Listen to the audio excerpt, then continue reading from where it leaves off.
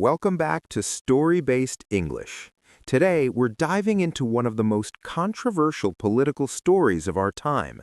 Imagine a bus driver who becomes the president of a country. Sounds inspiring, right? But what happens when that dream transforms into a nightmare for millions? This is the story of Nicolás Maduro, the man who went from driving buses in Caracas to controlling an entire nation. But here's the twist that nobody saw coming. His journey would end in the most unexpected way possible.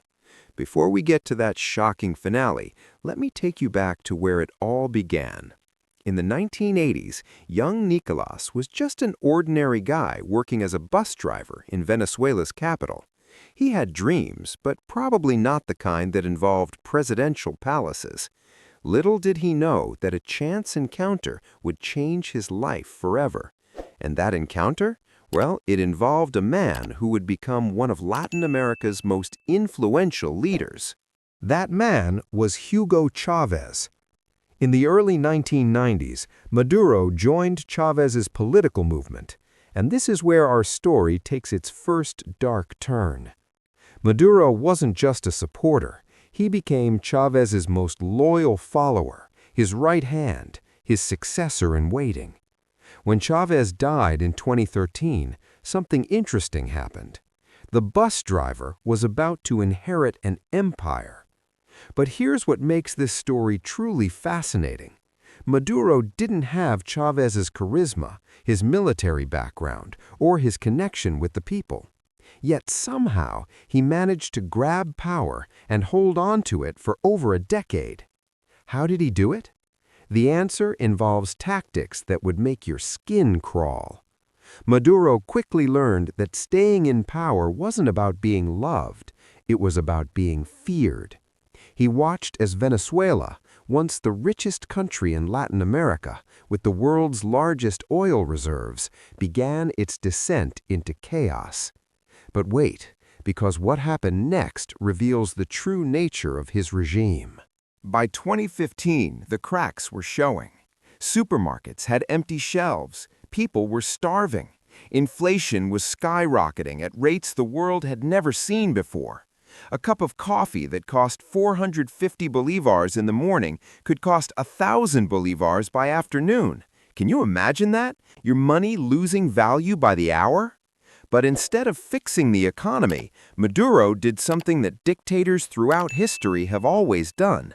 He blamed everyone else. The United States, the opposition, even the weather became his scapegoats.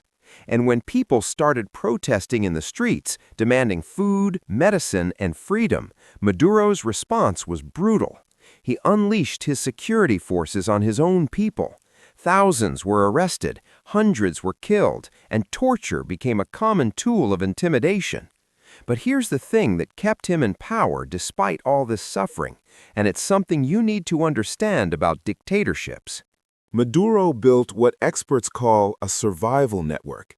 He gave power and money to the military generals. He created armed civilian groups called colectivos to terrorize neighborhoods, and he controlled the courts, the media, and the electoral system.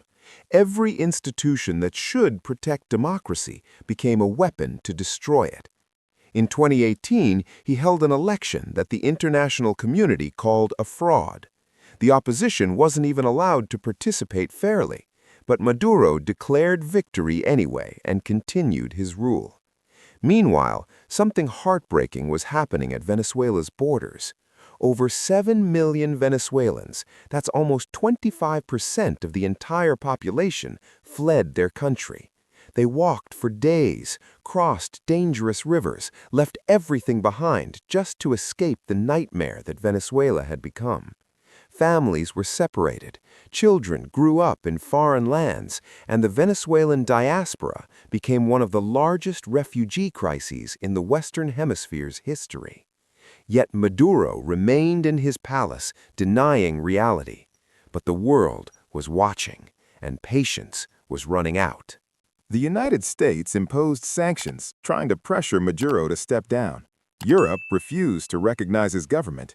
Even some of Venezuela's traditional allies started to distance themselves. In 2019, Juan Guaido, the president of Venezuela's National Assembly, declared himself interim president, and over 60 countries recognized him instead of Maduro. It seemed like the end was near for the dictator. But Maduro survived. He had Russia and China backing him, he had Cuba's intelligence services protecting him, and most importantly, he had the military's loyalty, bought with money from drug trafficking and illegal gold mining. Yes, you heard that right. The U.S. Department of Justice accused Maduro and his inner circle of narco-terrorism, basically turning Venezuela into a narco state. The country that once exported oil was now exporting cocaine.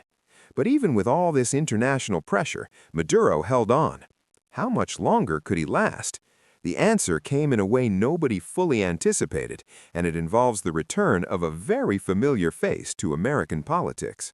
Donald Trump returned to the White House in January 2025, and he had unfinished business with Maduro. During his first presidency, Trump had called Maduro a Cuban puppet and even considered military options to remove him.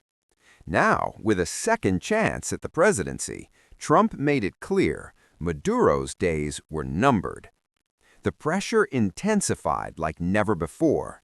Trump's administration coordinated with regional partners, increased intelligence operations, and offered massive rewards for information leading to Maduro's capture. The dictator, who had once seemed untouchable, was now isolated, paranoid, and running out of options.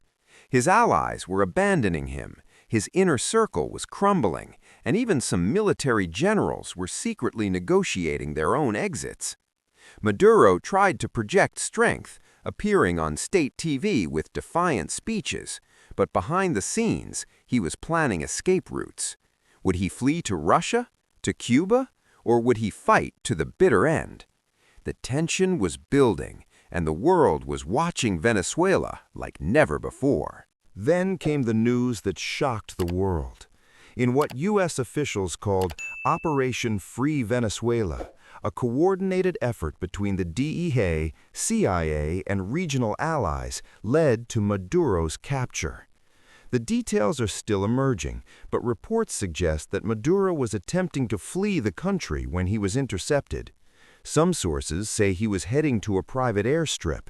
Others claim he was trying to reach a ship on the coast. Either way, the moment he had feared for years had finally arrived. The bus driver who became a dictator, who caused so much suffering, who destroyed a beautiful country, was now in custody, facing justice for his crimes.